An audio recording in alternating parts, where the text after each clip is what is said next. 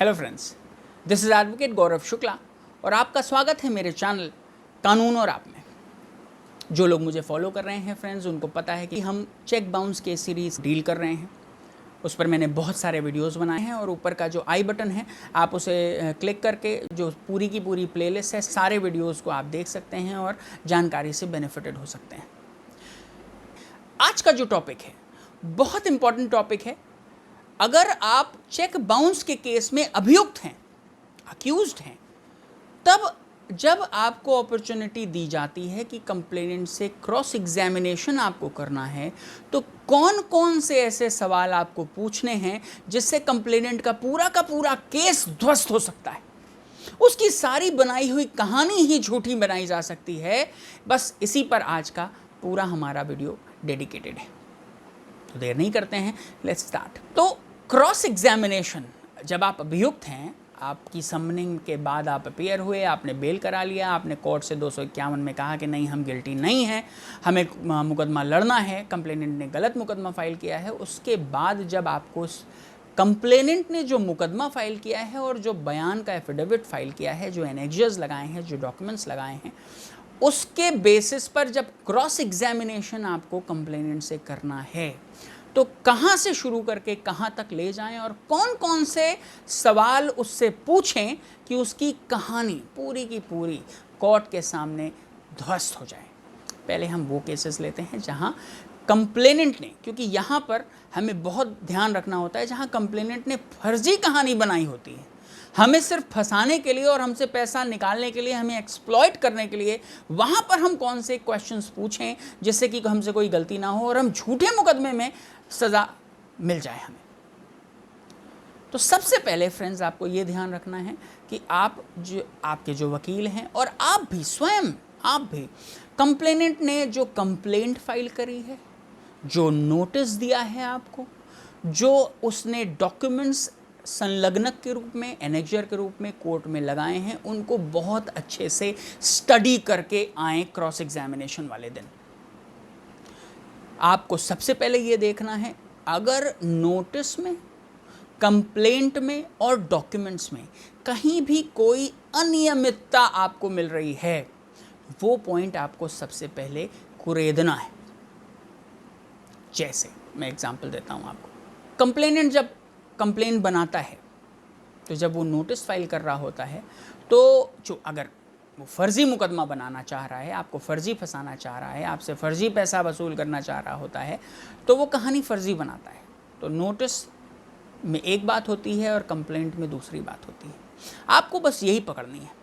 अगर नोटिस में कोई और बात लिखी हुई है, कंप्लेंट में कोई और तथ्य लिखे हुए हैं, आपको बस वही कोर्ट के सामने लानी है और उन्हीं पर सवाल पूछने हैं। मैं यहाँ ये भी बता दूँ, एक लीगल टर्म है प्रिपोंडरेंस ऑफ प्रोबेबिलिटीज। मतलब कंप्लेनेंट द्वारा एक दृश्य आपके खिलाफ दिखाया गया है, जो उसने आशंकाएं जताई हैं आपके खिलाफ, उन पर कोर्ट को सेटिस्फाई करना है और यह दिखाना है कि नहीं साहब ये तो झूठ बोल रहे हैं। दूसरी चीज, presumption of innocence for accused. मतलब कोर्ट का यह मानना है कि जब तक आप गिल्टी प्रूफ नहीं हो जाते, जब तक आप पर ये आरोप साबित नहीं हो जाते, तब तक आप इनोसेंट हैं।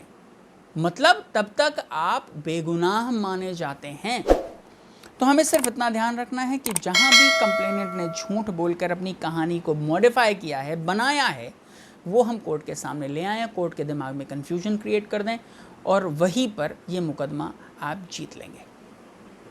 आपको सबसे पहले मैंने बता दिया कि जो अगर कहीं पर भी आपको डिस्क्रिपेंसी दिख रही है, डिफरेंस दिख रहा है नोटिस की कहानी में, कंप्लेंट की कहानी में, वो आपको कोर्ट के सामने लानी है। क्रॉस एग्जामिनेशन में उन पर सवाल पूछने हैं कि यहाँ आपने ये लिखा है, पढ़ा दें उनको कि आपने यहाँ ये लिखा है, यहाँ आपने ये लिखा है, इनमें से कौन सा सही है। वहीं पर एक डाउट क्रिएट हो जाएगी और कोई ना कोई जवाब उनको ऐसा देना पड़ेगा जो उनके खिलाफ होगा। दूसरी चीज़, अपने मुकदमे में कोई ना कोई लायबिलिटी वो बताकर आए होंगे कि ये भाई इस तरह ये इसलिए पैसा लिया था, इसलिए उन्होंने चेक दिया, बाउंस हो गया। उस लायबिलिटी पर आपको सवाल पूछना है। वो लाइबिलिटी कुछ भी हो सकती है, कुछ किसी चीज़, किसी सामान की डिलीवरी के अगेंस्ट में पेमेंट हो सकता है, कुछ उधार हो सकता है, कोई भी चीज़ हो सकती है। आपको उसको इस्टेब्लिश करना बहुत ज़रूरी है और कोर्ट को ये दिखाना है कि नहीं, ये जो लाइबिलिटी ये बता रहे हैं वो तो ऐसी कोई लेन देन हमारे बीच था ही नहीं। आपको ये भी इस्टेब्लिश करना है कि आपके सिर्फ उनसे बिजनेस के रिलेशंस थे या घरेलू रिलेशंस भी थे, क्योंकि कई बार ऐसा होता है कि ऑपोजिट पार्टी को, कंप्लेनेंट को कोई चेक मिल गया आपके यहाँ से, घरेलू रिलेशंस हैं और उस पर उन्होंने अमाउंट भरकर चेक बैंक में लगा दिया और वो बाउंस हो गया। आपको ये भी क्लियर करना है कि चेक उनको मिलने की अपॉर्चुनिटी कितनी है। आप अगर ना दें तब भी उनको चेक कौन कौन से तरीकों से मिल सकता है, ये क्रॉस एग्जामिनेशन से उन्हीं से बुलवा लें कि भाई आप कितने दिन से जा रहे हैं, आना जाना है घर में कि नहीं, आप इनके पेरेंट्स को जानते थे कि नहीं जानते थे। इस तरह के सवाल उनसे पूछें। उसके बाद जब लायबिलिटी आपने इस्टेब्लिश कर ली है, लायबिलिटी में डिफरेंसेस आ गए हैं कि नहीं भाई कोई लायबिलिटी थी ही नहीं, उसके बाद आपको चेक पर फोकस करना है कि भाई जो चेक दिया गया है वो हमारी ही राइटिंग में भरा गया है या नहीं। कई केसेस में, जिन केसेस में फर्जी मुकदमा बनाया जाता है, उनमें सिर्फ साइन अक्यूज्ड के होते हैं, बाकी सारी एंट्रीज कंप्लेनेंट खुद लिखकर बैंक में लगा के बाउंस करा लेता है। आपको कोर्ट के सामने ये तथ्य लाना है कि भाई हमारे तो सिर्फ साइन हैं इस पर, या साइन भी नहीं है। कई बार ऑपोजिट जो कंप्लेनेंट होते हैं वो साइन भी खुद बना लेते हैं और इतने अच्छे से बनाते हैं कि वो फर्जी साइन भी सही लगता है। आपको ये तथ्य भी क्रॉस एग्जामिनेशन से कोर्ट के सामने लाना है। इंक को मैच कराना है आपको कि भाई ये जो साइन वाला इंक है, चलो हमने बनाया था, उसके बाद जो आपने एंट्रीज भरी हैं, लेट्स से 5 लाख का चेक था, ये जो 5 लाख मात्र आपने लिखा है, अपना नाम लिखा है, ये आप ही की हैंड राइटिंग है। इस बात को भी आपको क्रॉस में निकाल कर लाना है। फिर जो पेन की इंक है वो भी आपको निकाल कर लानी कि नहीं, साइन करने के लिए दूसरी इंक यूज़ की गई है, दूसरी पेन यूज़ की गई है, और नाम, अमाउंट और बाकी चीज़ें लिखने के लिए, बाकी एंट्री लिखने के लिए दूसरी पेन यूज़ की गई है। ये सारे डाउट्स आपको क्रॉस में निकाल कर लाने हैं, जो कोर्ट को आपकी तरफ इंक्लाइन करेगा, वो डाउट्स क्रिएट करेगा कंप्लेनेंट की स्टोरी में कि नहीं इसने खुद बना लिया। अब जब आपने चेक पर डिस्कस कर लिया, अब आप चेक के अमाउंट पर आइए। अगर 5 लाख का चेक है मान लेते हैं, तो आप कंप्लेनेंट से पूछिए कि भाई आपकी इनकम कितनी है। लेट्स से वो 5 लाख साल में ही कमाता है, तो ऑब्वियसली जो 5 लाख कमा रहा है उसके कुछ खर्चे भी होंगे, 2-3 लाख 4 लाख तो खर्च हो जाता है आदमी का साल भर में अपनी गृहस्थी चलाने में। 1 लाख जो बचा पाता है वो 5 लाख आपको देगा कहाँ से। और आप पूछिए कि भाई ये जो 5 लाख आपने बता रहे हैं कि आपने मुझे दिया था, वो आपने कहाँ से दिया था। अब आपके पास खुद अवेलेबल था, आपके बैंक अकाउंट में था, घर में नगद रखा हुआ था, या आपने किसी से लेकर मुझे दिया। अब वो कुछ भी जवाब दे सकते हैं, या तो वो ये कह सकते हैं नहीं भाई मैंने कमाया, मैंने बचा के रखा था। तो आपको ये पूछना है कि आपने कमाया, आपने बचा के रखा था, तो क्या आपने इसे अपने इनकम टैक्स रिटर्न में खोला है ये अमाउंट। अब बहुत सारे फ्रेंड्स ये कहेंगे कि इनकम टैक्स रिटर्न से क्या फ़ायदा, उस पर तो केस है नहीं। बट मैंने पहले ही आपको बोला कि प्रिपॉन्डरेंस ऑफ प्रोबेबिलिटीज़, आपको कोर्ट को ये दिखाना है कि नहीं ये जो कहानी बना रहे हैं ना कि इनके पास पैसा था, इन्होंने मुझे दिया उधार, ये झूठ है। इनके पास इतना पैसा होता ही नहीं है मुझे देने के लिए, ये तो लालचवश इन्होंने फर्जी मुकदमा मेरे ऊपर बनाया है। क्यों? क्योंकि अगर वो पैसा उन्होंने इनकम टैक्स में नहीं खोला है तो वो कैसे उस पैसे को अपना बता रहे हैं, मतलब वो सरकार से भी तो गद्दारी कर रहे हैं। और अगर कोई आदमी एक व्यक्ति से धोखा कर सकता है, सरकार से धोखा कर सकता है, तो कोर्ट की आंखों में धूल नहीं झोंक रहा है, इसकी क्या गारंटी है। इसके अलावा अगर वो ये कहता है कि नहीं मैंने अपने फादर से मांग कर दिया, या मैंने किसी और से मांग कर दिया, उनसे मांग कर दिया, इनसे मांग कर दिया, तो आपको ये सवाल पूछना है कि क्या उन्होंने अपने ITR में ये पैसा दिखाया है, और दिखाया है तो उसका प्रूफ क्या आपने लगाया है,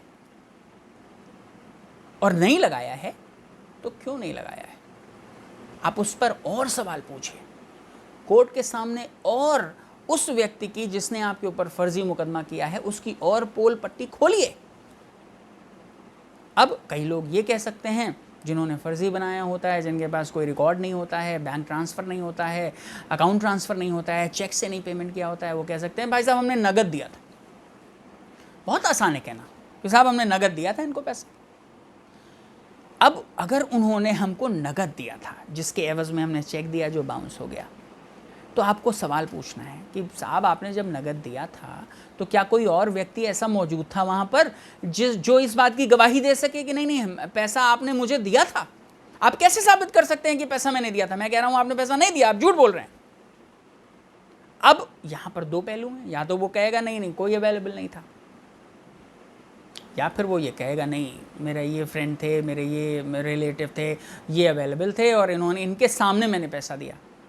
तो अगर वो ये कहता है कि नहीं मेरे रिलेटिव अवेलेबल थे, मेरे फ्रेंड अवेलेबल थे, मैंने इनके सामने आपको पैसा दिया था, तो आपको तुरंत उस पर सवाल ये पूछना है क्या आपने उनको गवाह बनाया है अपने मुकदमे में? अब या तो बनाया होगा या फिर नहीं बनाया होगा। गवाह बनाया होगा तो आपको पहले से पता होगा, नहीं बनाया है तब आप उस पर सवाल पूछिए और सवाल पूछिए, क्योंकि यहाँ आप उनको पकड़ रहे हो उनका झूठ कि भाई अगर वो अवेलेबल थे तो आपने गवाह क्यों नहीं बनाया उनको मुकदमे में? उनकी गवाही कराने से आप डर क्यों रहे हो? आप इसीलिए डर रहे हो क्योंकि आपने कोई पैसा नहीं दिया और वो सच बोल देंगे कोर्ट में आके। अब यहाँ वो ये भी कह सकते हैं कि हमने किसी के सामने पैसा नहीं दिया, हमने जब पैसा दिया तो कोई अवेलेबल नहीं था। अब अगर वो ये कहते हैं तो आप इसी बात को और उनसे खोदिए, तब आप लायबिलिटी को लेकर आइए। उनके पास भी तो कोई प्रूफ नहीं है, वो भी तो एक कहानी सुना रहे हैं। अब यहाँ हम उनके साथ इवन हैं, अगर हमारे पास कोई गवाह नहीं है तो उनके पास भी कोई गवाह नहीं है इस बात को प्रूफ करने का कि पैसा हमने दिया। यहाँ भी कोर्ट के मन में शंका आ रही है। अब जब ये सारी बातें हम डिस्कस कर लें तो हमें उनकी कहानी पर भी ध्यान रखना है कि कहानी उन्होंने क्या बनाई है, क्योंकि कहानी बेसिकली जो चेक बाउंसिंग के केस होते हैं यही होते हैं कि भाई इसलिए पैसा दिया था, इन्होंने हमको चेक दिया, चेक बैंक में लगाया, बैंक से चेक बाउंस हो गया, हमने इनको नोटिस भेजा, नोटिस का इन्होंने जवाब नहीं दिया, हमने मुकदमा फाइल कर दिया। अब आप नोटिस पर सवाल पूछिए।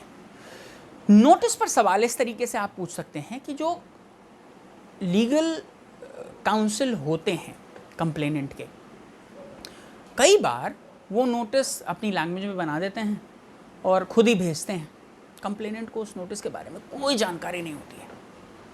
तो जिन केसेस में कंप्लेनेंट को उसके बारे में कोई जानकारी नहीं होती है, आप उनसे उससे नोटिस के बारे में सवाल पूछें, उनको नोटिस दिखाएं कि भाई देखिए ये नोटिस आपने भेजा है।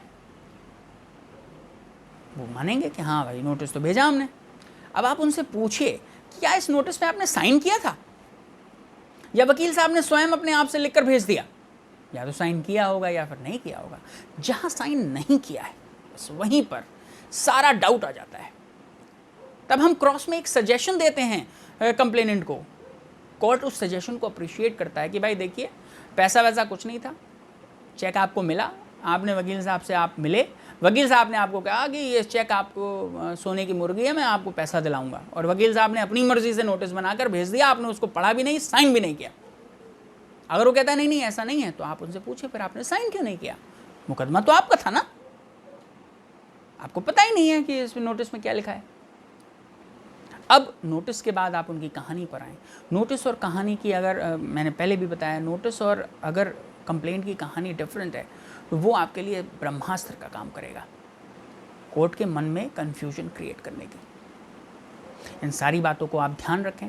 अगर आप अक्यूज़ड हैं, ये सारी बातें, क्योंकि मैं खुद एक वकील हूँ और चेक बाउंसिंग के बहुत केसेस मैंने किए हैं, ये सारी बातें बहुत अच्छे से कारगर होती हैं। मैं बहुत केसेस जीत चुका हूँ इन बातों को ध्यान में रख के, इसीलिए मैंने सोचा कि आपको बता दूँ। बहुत सारे क्वेश्चंस कमेंट में आ रहे थे, इसलिए मैं मेरा धर्म है बताना, क्योंकि मैं तो कंप्लेनेंट की तरफ से भी मुकदमा लड़ता हूँ, मैं तो अक्यूज़ की तरफ से भी मुकदमा लड़ता हूँ, जिसकी तरफ से वकालतनामा लगाता हूँ मेरा धर्म उसी की तरफ हो जाता है।